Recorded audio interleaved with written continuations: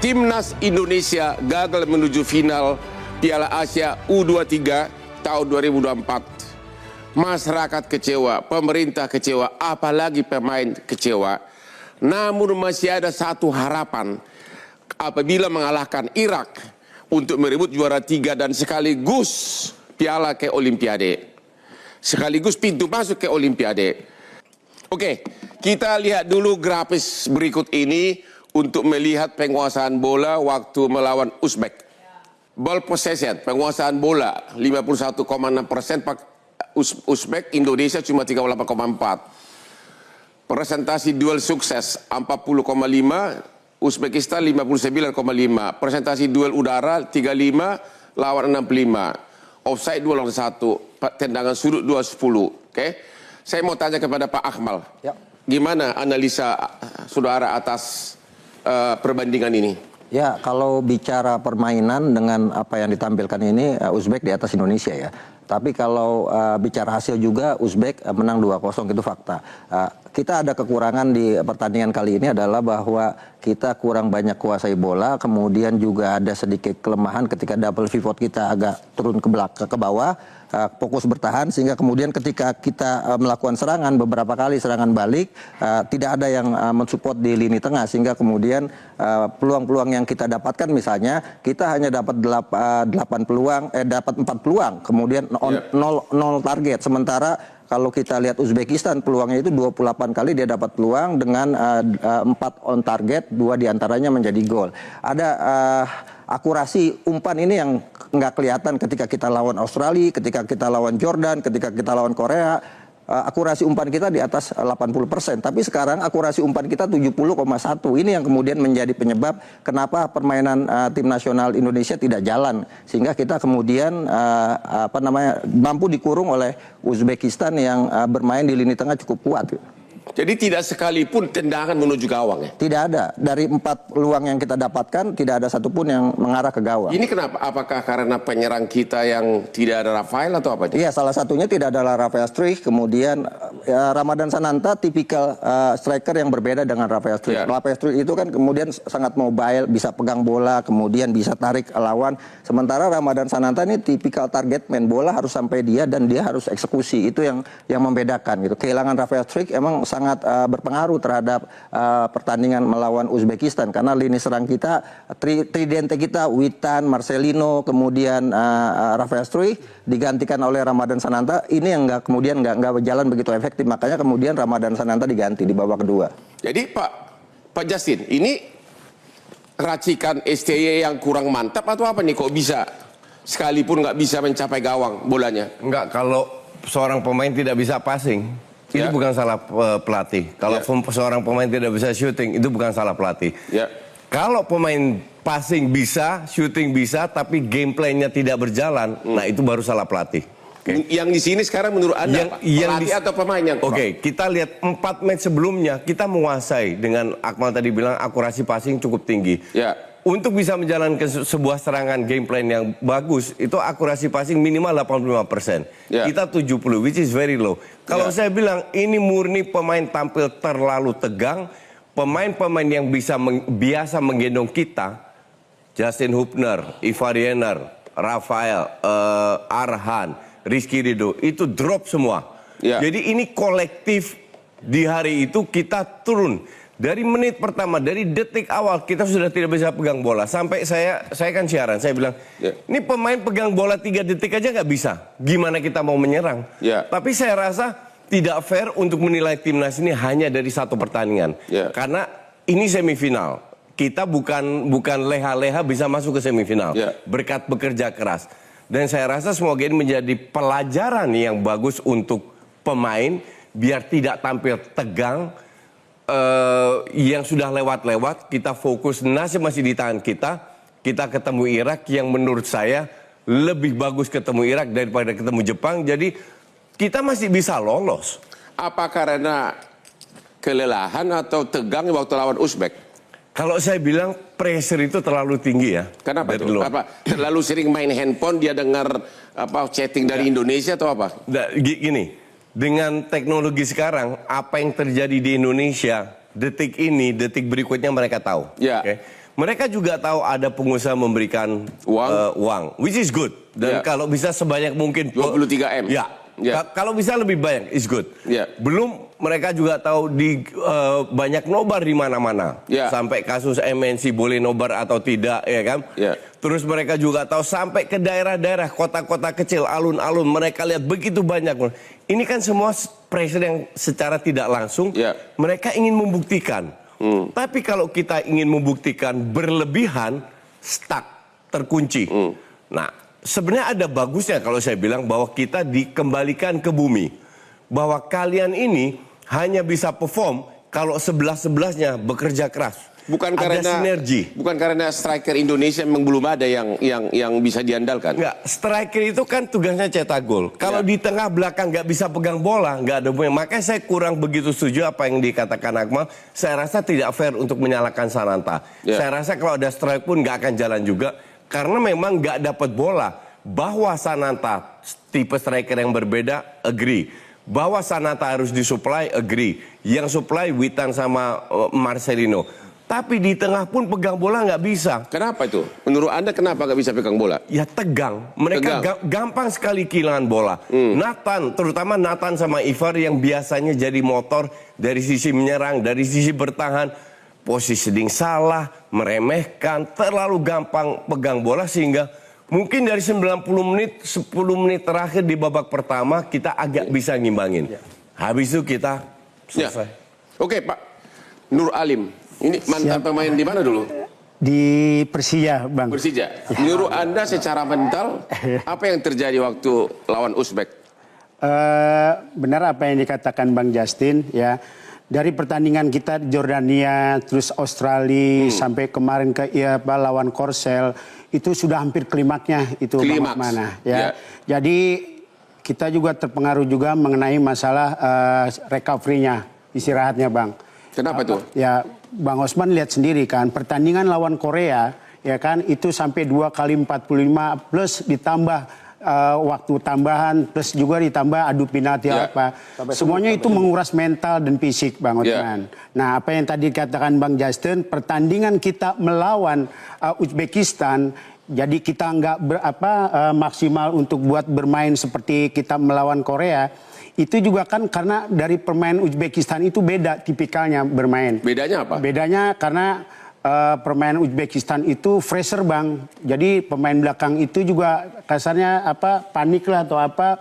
Karena pertahanan kita tuh pressernya di depan dia. Jadi membuat kesalahan dari pemain-pemain, kesalahan dari pemain belakang. Disitulah dimaksimalkan. Jadi menurut Anda ini memang benar-benar kelebihan dari pemain Uzbek? Ya, karena Uzbekistan ini juga mempunyai stamina, postur badan juga dia bagus atau apa. Di situ dimaksimalin.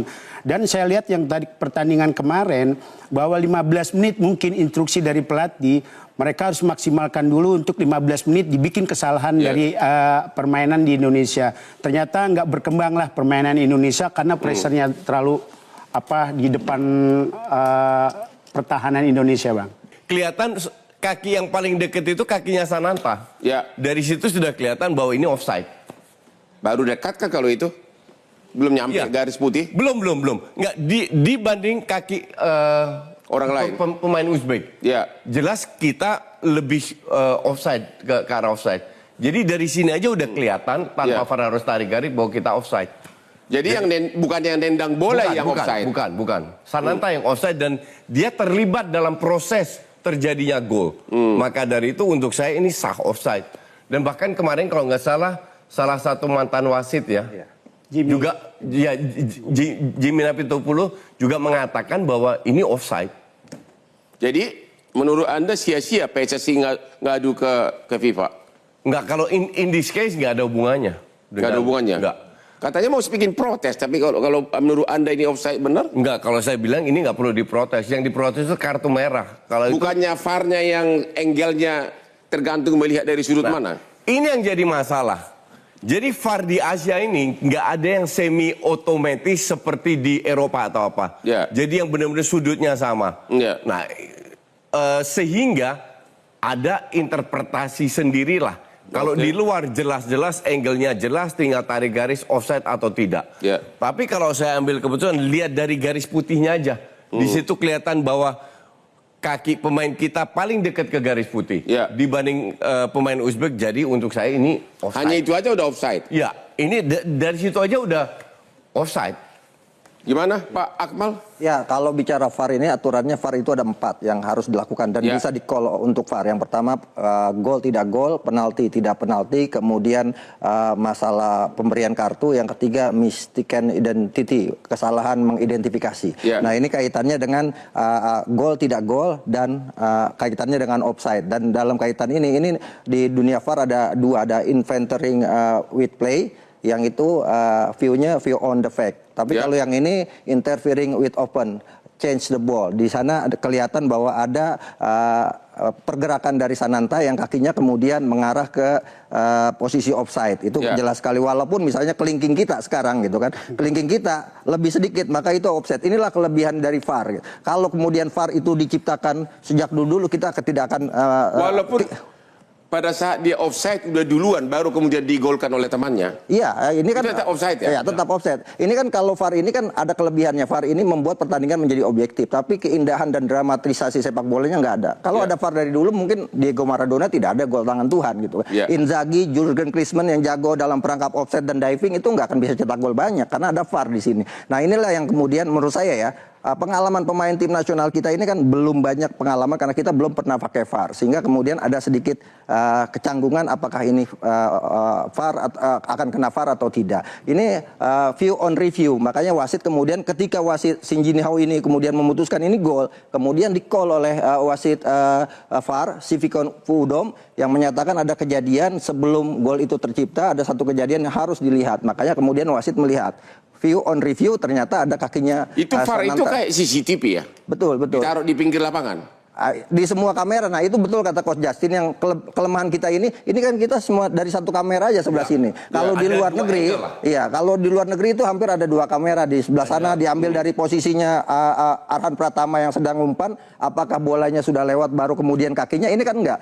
Apakah bola sudah naik atau tidak kemudian jadi kontroversi di situ. Kaki aja lewat garis putih udah offside atau harus badan? Jangan kaki, kuku lewat aja udah offside. Sedetail itu. Oh begitu. Kalau di luar negeri, iya. Bukannya harus kepala atau badan? Enggak. Sedikit aja sudah offside. Begitu. Gimana Pak Nur Alim, Anda mantan pemain. Kalau zaman Anda dulu ada nggak VAR? Nggak ada, makanya dia zaman dulu nakal jadi pemain belakang. Gini Bang, kalau VAR itu kan berlakunya kan pas dimulainya kan 2016 ya Bang ya. Betul nggak? Jadi ini mungkin dilihat dari sudut pandangnya ini mungkin di wilayah barat, sebelah barat ini. Kalau saya lihat gini Bang, VAR itu kan istilahnya masih dikendalikan sama wasit juga kan Bang. Kan kayak gitu, makanya disebut VAR itu video assistant referee ya kan. Jadi juga gitu di situ kelihatan gitu loh, atau offset atau enggaknya itu kan VAR itu mendekati keadilan. Tapi kalau wasitnya ya masih begitu juga ya kita sama aja ya Bang ya. Percuma jadinya ada VAR juga. Tapi ada positifnya, ada negatifnya juga. Waktu kita juga dapat VAR melawan Korea juga kan ada begitu Bang. Yang harusnya. Jadi Anda menilai ini benar-benar offside pemain kita? Offside. Ada keraguan? Memang offside.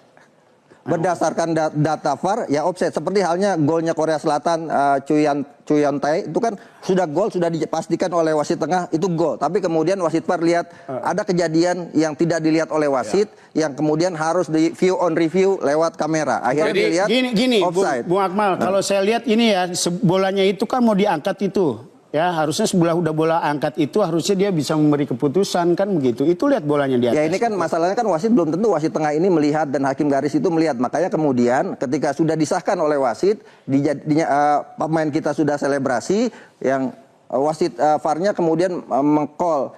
Ini ada kejadian yang membuat gol ini tidak sah. Makanya itu VAR itu kan hanya menentukan gol atau tidak gol. Dan akhirnya diputuskan tidak gol. Karena wasit tengahnya sudah menyatakan ini gol sebenarnya. Tapi dilihat VAR ternyata ada kejadian kakinya Sananta. Ya sebenarnya banyak kasus yang menguntungkan kita juga. Penaltinya Justin Hopner lawan Korea. Di mana yang ditahan oleh kiper, akhirnya berkat intervensi VAR harus diambil ulang. Di mana kita menang. Kalau nggak kan udah kalah kita kalau nggak ada VAR. Jadi 3 narsum ini semua sepakat terjadi offside. Benar ya? Oke, sekarang gol bunuh diri. Kenapa gol bunuh diri terjadi terus-menerus, baik di pertandingan sebelumnya? Sampai 3 kali kalau nggak salah ya, Jordania, Lawan kita gol bunuh diri cuma satu Korea, di sini juga. Sekali. Lawan Iya. itu ya. Arhan. Ya, bunuh diri yang pertama Komang Teguh. Komang Teguh itu dalam posisi yang agak sulit. Bola disundul oleh pemain Korea, kemudian kena kepalanya. Kena kepalanya. Yang kedua Pratama Arhan, karena memang bolanya dia bola sejatinya walaupun nggak ditahan Arhan sepertinya udah akan gol bola itu. Dan dia Arhan berebut dengan Hernando Ari gitu kan. Harusnya ini kalau gue bilang itu bola untuk kiper, karena Arhan kan lihat ada kiper di sampingnya, kecuali dia tidak melihat. Jadi untuk gue komunikasi. Ya, mungkin komunikasi Hernando kurang teriak atau Arhan tidak mendengar atau Arhan ingin clearance the ball untuk tidak mengambil risiko. Untuk saya jujur aja juga agak aneh, benar-benar agak aneh bahwa itu gol bisa terjadi. Ya. Jadi menurut Anda itu apa? Kesalahan pemain belakang atau apa tuh? Ya, Miskomunikasi aja. miskomunikasi antara Arhan dan kiper. Antara pemain belakang sama kiper. Biasanya seperti itu, Bang. Yang pernah saya alami juga begitu, karena kita juga mau mengkelirkan. Tapi di satu sisi kiper juga nggak bicara. Kalau seandainya kiper bicara, kita juga pemain belakang otomatis kita juga stop. Iya, betul. Itu harusnya ya komunikasi aja kurang. Karena mungkin Bang dalam situasi tekanan seperti itu kan Bang gitu. Kiper harusnya teriak. Kiper yang atur. Itu bola kiper. Iya. Kalau gitu Anda ini bekas pemain. Lini pertahanan Indonesia ada masalah nggak? Kalau kata saya lihat sih enggak Bang ya. Dari semenjak pertandingan yang melawan Jordania, Australia atau apa. Toh di belakang itu dipimpin sama Rizky Ridho itu kokoh gitu Bang. Ya mungkin kan karena pertandingan ini sepimpinan Bang. Terus juga udah klimak permainan kita melawan Korea. Mungkin di situ freshernya juga pemain dari Uzbekistan juga Bang bagus ya kan. Dari depan belakangnya dia, tengah atau striker itu. Makanya disitulah kita nggak berkembang untuk bermain Bang. Itu. Jadi ya saya bilang itu pengaruh juga sih di masalah fisik juga yang tadi Bang Fahri bicara itu Bang. Yang Coach Fahri tadi katakan betul masalah fisik. Cuman saya agak koreksi dikit. Fisik itu kita bicara mungkin di extra time atau babak kedua. Ini dari babak awal harusnya oke dong. Dari babak awal pertama setengah jam pertama kita udah nggak bisa pegang bola. 20 menit. Jadi itu bukan masalah fisik. Tapi episode pertama benar-benar bertahan begitu bagus dong, babak pertama.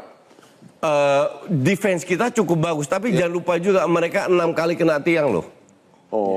Itu lebih ke faktor luck. Jadi faktor luck. Babak pertama itu murni faktor luck. Sepak bola itu adalah mencetak gol untuk menang. Gitu.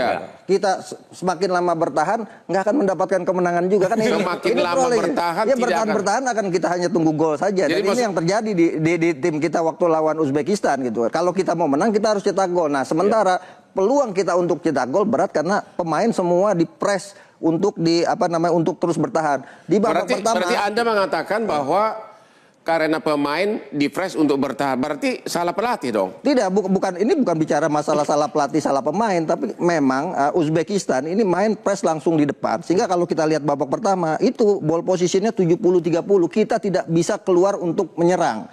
Sesekali saja kita bisa menyerang serangan balik, karena lini tengahnya Uzbekistan memang tampil sangat luar biasa. Mereka bawa bola lepas tapi mereka langsung bisa ambil lagi. Jadi mereka sudah 70% sudah langsung menyerang ya? Iya, 70-30.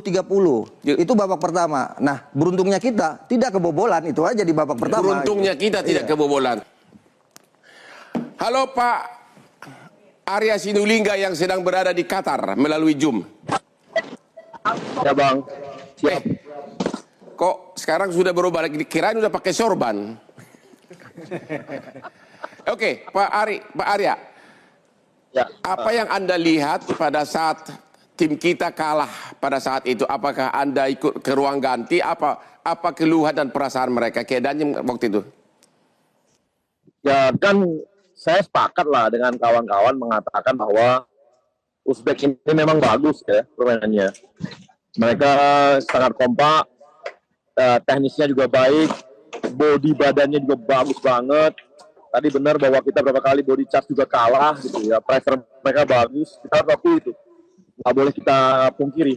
Kemudian pemain-pemain kita juga dibandingkan ketika melawan Yordania juga nggak begitu.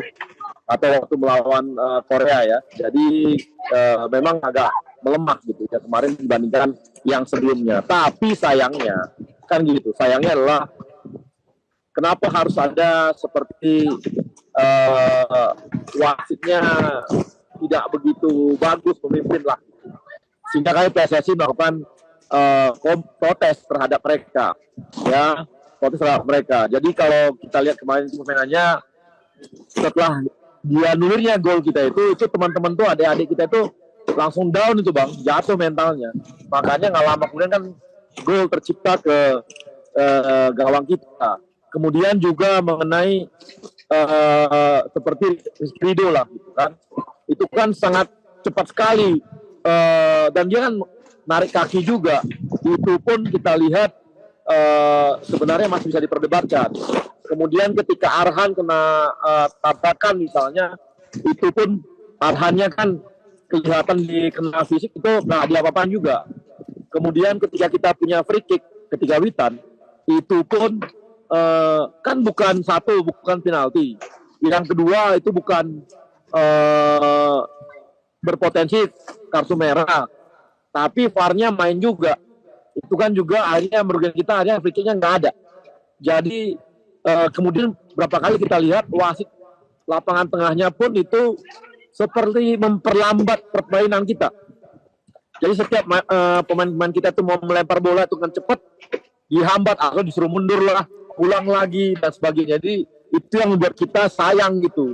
Begitu bagusnya permainan Uzbek itu harus dikotori oleh hal-hal yang berhubungan dengan ketidakfairan dari wasit memimpin pertandingan gitu ya. Jadi itu yang kita lihat bang. Kita kan tahu lah dari situ ya. Tapi sudahlah. Bagi kita ini jadi pelajaran bagi kita. Ke depan kita harus bermain lebih baik ini lawan Irak ini. Bagaimana kita harus memenangkan pertandingan kita lawan Irak sehingga kita bisa merebut tiket Olimpiade. Apalagi Irak secara statistik sama kita kan cukup cukup bagus juga. Kita dari segi pemain dan sebagainya kita lebih bagus daripada Irak. Tapi kan itu tidak membuat kita jadi jumawa atau apapun. Ya pemain-pemain kita harus siapkan kan bang. Apalagi kemarin Thailand itu juga sempat mengalahkan Irak 2-0. Jadi harusnya kita bisa mengulang kemenangan dari Thailand terhadap Irak lah. Mudah-mudahan bisa seperti itu bang. Gitu bang. Sekarang pejabat Indonesia yang lagi di Qatar, selain Anda siapa aja? Pak Erik, Pak Arya, siapa lagi? Enggak, Pak Erik kembali ke Jakarta langsung kemarin. Jadi kita ada beberapa exco yang ada di sana, di sini. Kemudian tim BTN juga ada di sini, bang. Dan kita lihat berapa hari anak kita udah mulai stabil, mereka lebih tenang gitu ya, bisa lebih tenang dan lebih santai dan bisa ketika kita sarapan bareng dan sebagainya itu juga membuat teman-teman tuh kayaknya udah posisinya bagus lah secara mental gitu ya, bagus. Oke. Mudah-mudahan bang baik bang. Mengenai wasit VAR, katanya wasit VAR yang main di Uzbek sama dengan nanti waktu wasit melawan Irak. Bagaimana komentar Anda? Ya, kami sudah melayangkan surat keberatan terhadap AFC, terhadap wasit VAR-nya Thailand ini. Tapi kan semua kembali lagi kepada penyelenggara ya. Apakah karena apapun dibilang keputusan di tangan mereka bang. Tapi yang pasti kita tetap melakukan juga protes. Sama seperti kemarin setelah selesai pertandingan, kita melakukan protes. Ini juga kita sebelum pertandingan kita udah minta supaya wasit VAR-nya itu, asisten VAR-nya itu jangan dialah gitu. Tapi kan apapun itu kita tetap main. Kan gitu bang. Tapi tiga narsum di sini malam ini mengatakan emang benar-benar offside gitu loh. Komentar Anda? Nah, gini bang, itu kan tipis banget bang.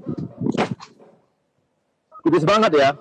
Angle-nya pun berbeda-beda. Jadi ya soal katanya offside, ya tipis betul lah gitu.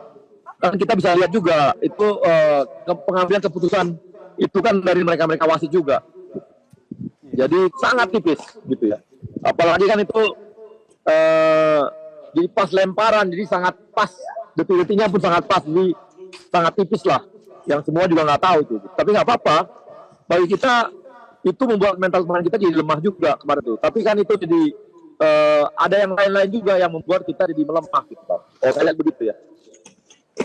Oke, terima kasih. Nanti kita tanya lagi Pak Justinus.